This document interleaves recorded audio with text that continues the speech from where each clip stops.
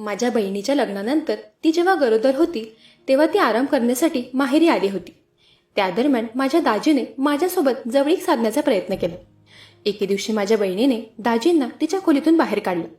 तेव्हा ते माझ्या खोलीत माझ्याशी गप्पा गोष्टी करण्यासाठी आले. अचानक त्यांनी तेव्हा माझ्या तोंडावर हात ठेवला. पुढे त्यांनी असं काही केलं ज्याने माझ्या तोंडून आवाज बाहेर आला, कारण त्या रात्री दाजींनी दिदीच्या जागी माझीच. मी 35 वर्षांचे होते. 35व्या वर्षी बिना लग्नाचे मला 2 मुलं होती. मुलगा 25 वर्षांचा तर मुलगी 27 वर्षांची होती.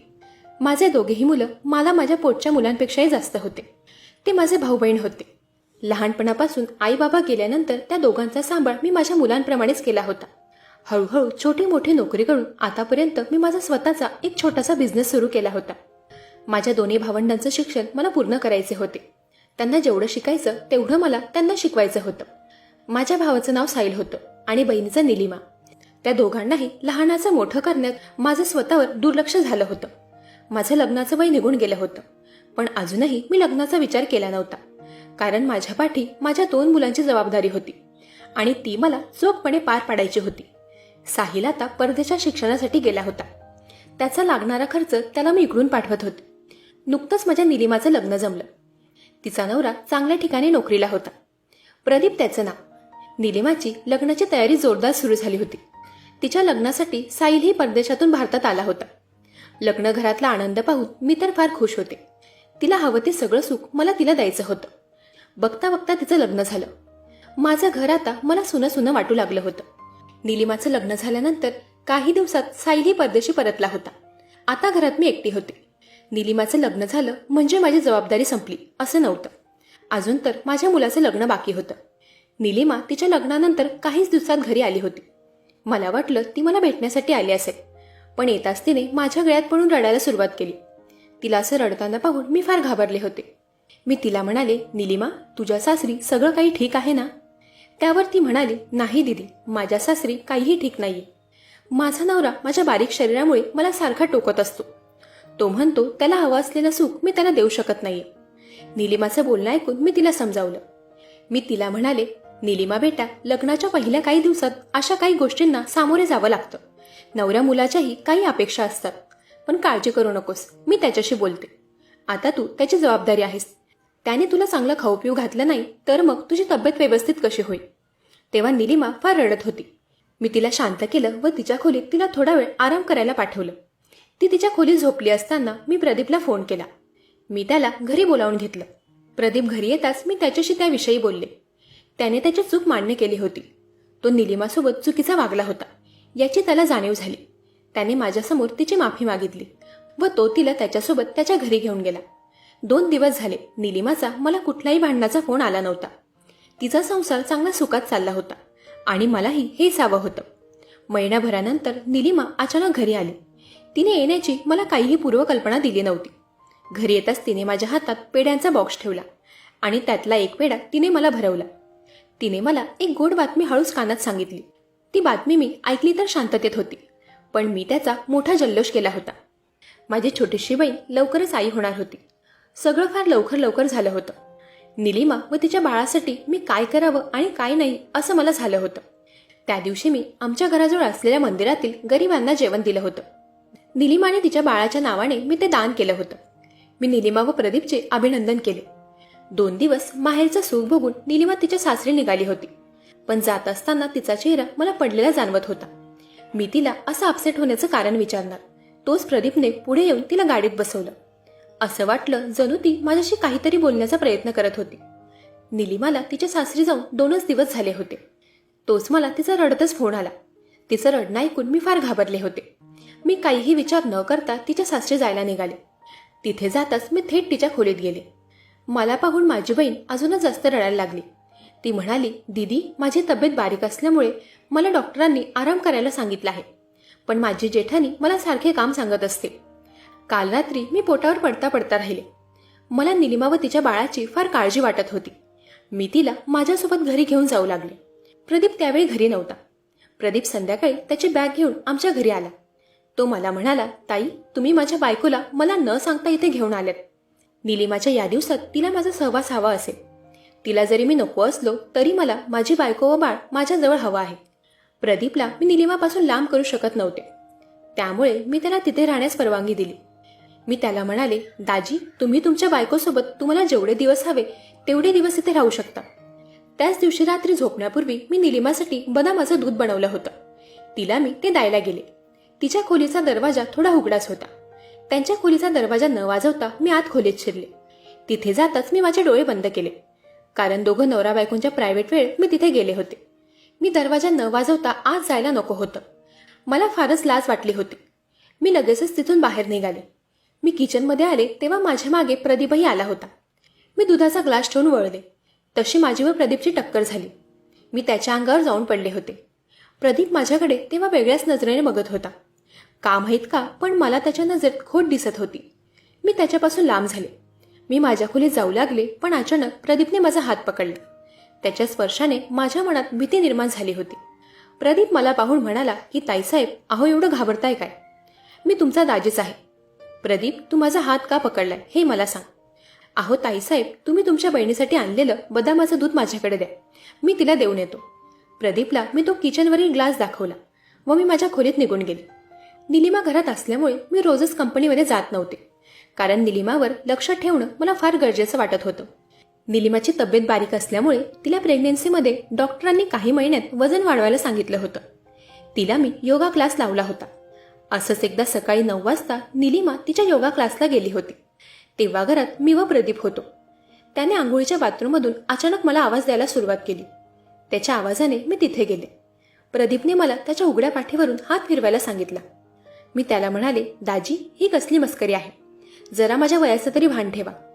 मी एवढं बोलूनही प्रदीपने माझ्या बोलण्याकडे दुर्लक्ष करून माझा हात पकडला व त्याच्या पाठीच्या बाजूने फिरवला.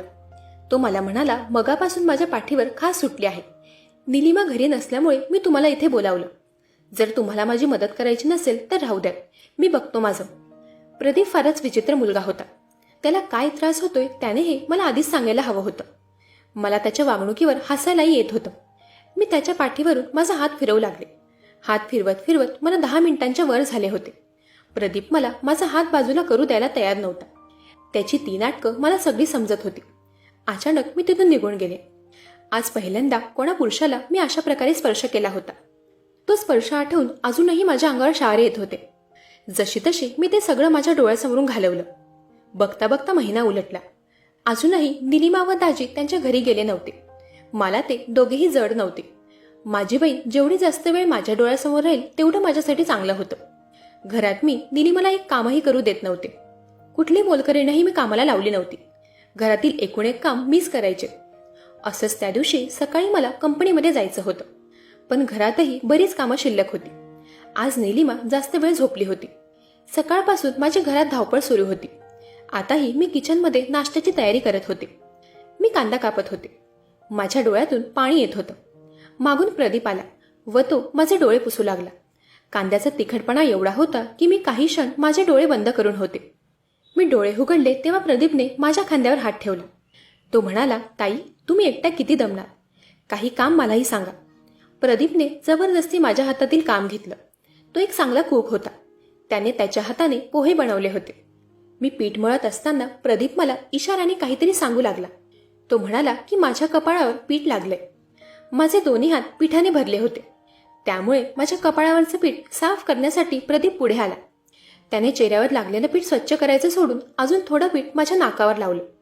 त्याची मस्करी पाहून मी सुद्धा माझा पिठाने भरलेला हात त्याच्या गालावर लावायला गेले, पण प्रदीपने मस्करीतच मला पाठमोऱ्या बाजूने घट्ट त्याच्या मिठीत पकडून ठेवलं होतं.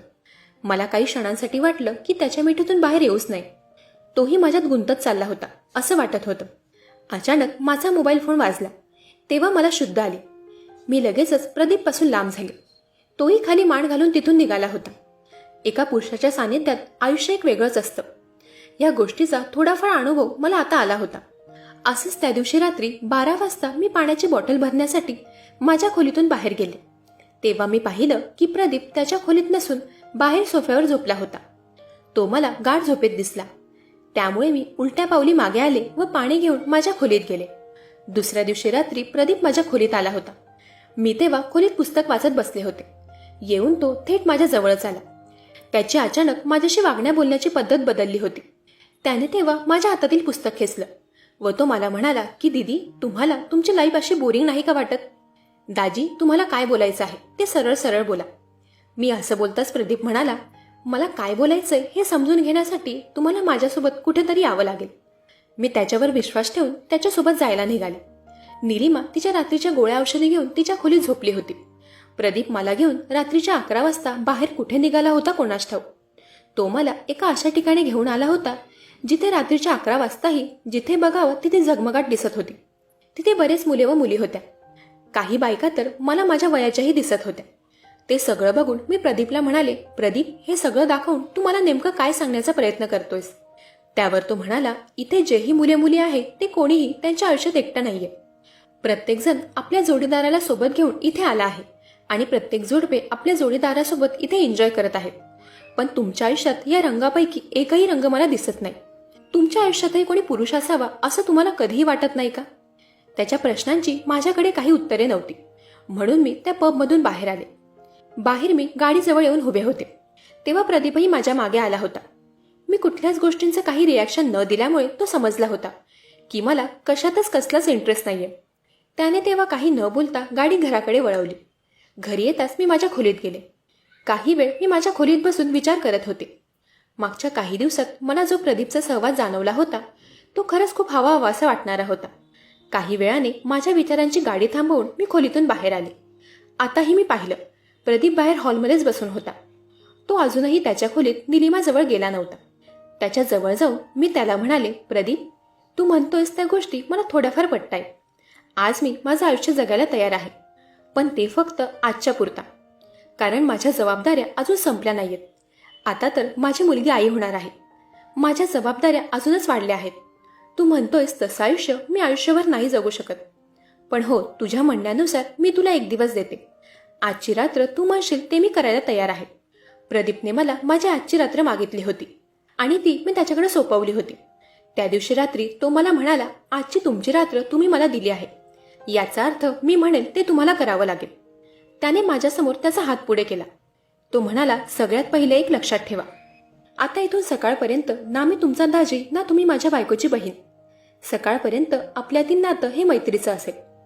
मीही माझा हात पुढे करून प्रदीपला हँडशेक केले व त्याची मैत्री मान्य केली. तो मला म्हणाला, तुम्ही तुमच्या खोलीत जा. तुमच्या सगळ्यात आवडतीचा जो काही ड्रेस असेल तो घालून छान तयार व्हा. मी काहीच वेळात तुमच्या खोलीत येतो. त्याने सांगितल्याप्रमाणे मी माझ्या खोलीत माझ्या आवडतीची ब्लॅक कलरची नेटची साडी नेसली. ती साडी मी अजूनपर्यंत नेसली नव्हती. तिला मी फक्त आवडली म्हणून घेतली होती. आज त्या साडीचं फायनली उद्घाटन झालं होतं. काही वेळाने प्रदीप माझ्या खोलीत आला. त्याच्या हातात काही बॉटल्स होत्या आणि त्या बॉटल्स होत्या बिअरच्या. त्याने आत येऊन त्या बॉटल्स ठेवल्या आणि त्याने खोलीचा दरवाजा बंद केला. मी त्याला म्हणाले, प्रदीप, हे सगळं काय आहे? त्यावर तो म्हणाला, मेघा, आजची पूर्ण रात्र तू मला दिली आहेस आणि काही वेळांपूर्वी तू मला प्रॉमिसही केले की मी सांगेल त्याप्रमाणे तू तुझं आयुष्य जगणार आहेस. त्यामुळे नो सवाल नो जवाब. तो म्हणाला, कुठलीही गोष्ट आयुष्यात एकदा तरी ट्राय करायलाच हवी. मी त्याचं सगळं म्हणणं कसं काय मान्य करत होते मलाही कळत नव्हतं. आतून माझं मन त्या सगळ्या गोष्टी करण्यासाठी मला परवानगी देत होतं. मी त्याचं म्हणणं ऐकलं. मला तर ब्लॅक साडी पाहून प्रदीप तर माझी प्रशंसा करताना थांबतच नव्हता. तो म्हणाला, मेघा, तू फार सुंदर दिसतेस. तुझ्याकडे बघून कोणीही म्हणणार नाही की तू 35 वर्षांची महिला आहे. अजूनही तू तरुण मुलगीच दिसते. पण अफसोस, तुझ्या सुंदरतेला बघायला आणि त्याची चव घ्यायला तुझ्या आयुष्यात कोणीही पुरुष नाहीये. त्याने पुन्हा माझ्यासमोर त्याचं तेच कीर्तन सुरू केलं होतं. मी हळूच त्याच्या गालावर माझा हात फिरवला. मी त्याला म्हणाले, प्रदीप, आता बास कर. पुढे आपल्याला काय करायचं आहे ते मला आता सांग. तेव्हा त्याने माझ्या खोलीतील टीव्ही सुरू केला. त्यात त्याने छान प्रेमाची गाणी लावली व बिअरची एक बॉटल त्याने माझ्या हातात दिली. एक बॉटल त्याने घेतली. मला तर त्याचा पहिला घोट घेताच गरगरायला झालं होतं. पण तेव्हा मला प्रदीपने सावरलं.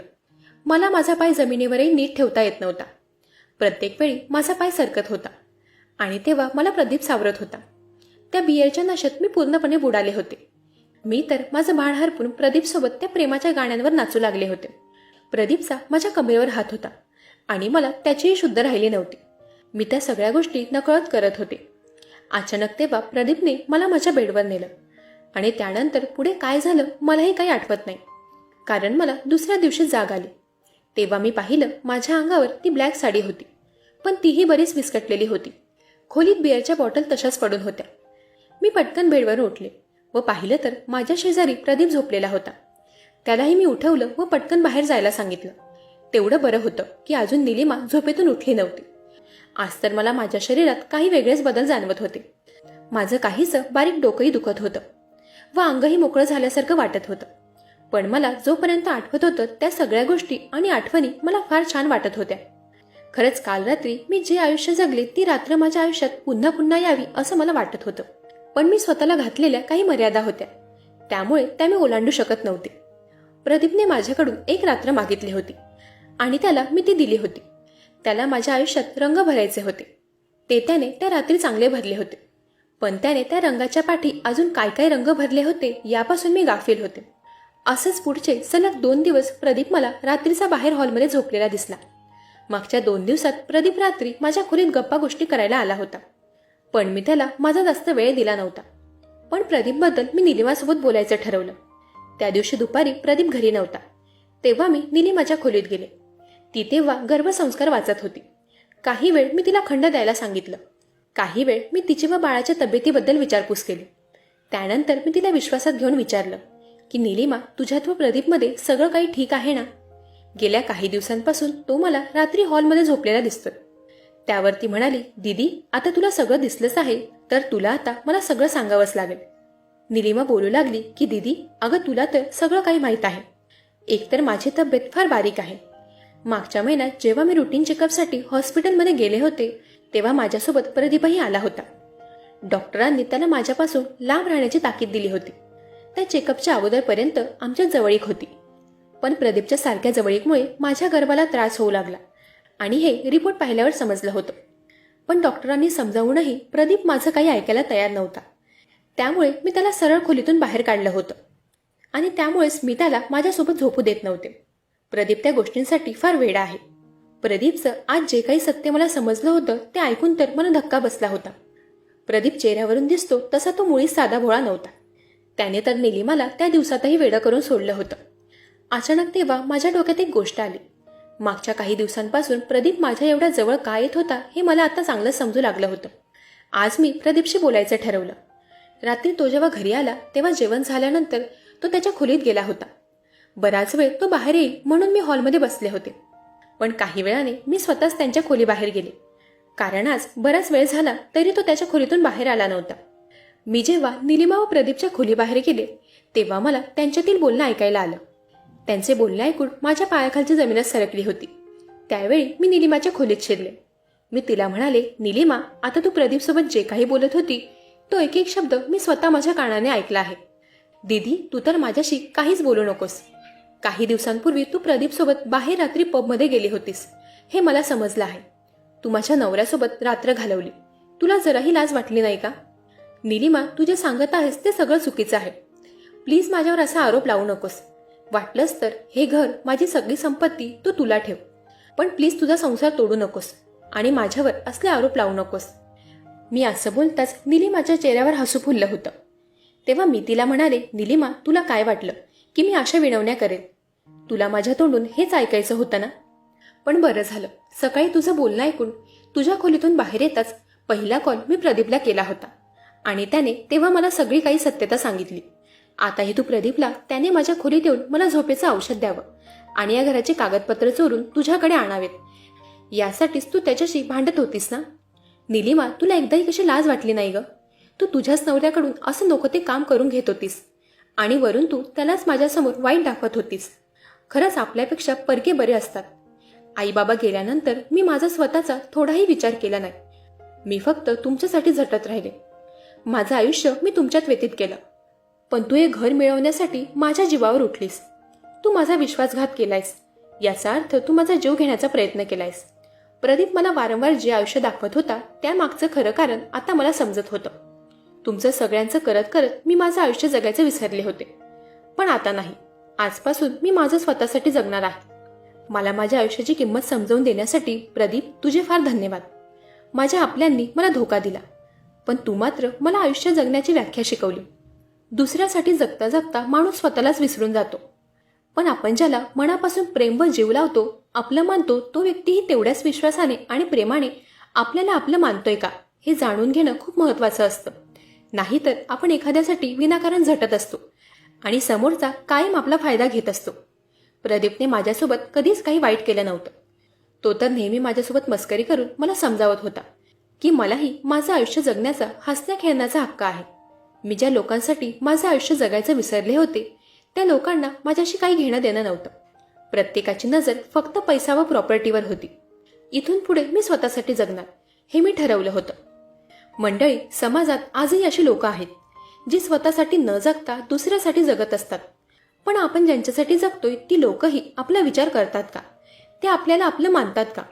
की नावापुरता आणि गरजेपुरता वापर करण्यासाठी त्यांनी आपल्यासोबत नातं जोडलं आहे हे वेळीच समजून घ्यायला हवं. इतरांसाठी माणूस आयुष्यभर जगत असतोच, कधीतरी त्याने स्वतःसाठीही जगायला हवं. मंडळी, कशी वाटली ही कथा?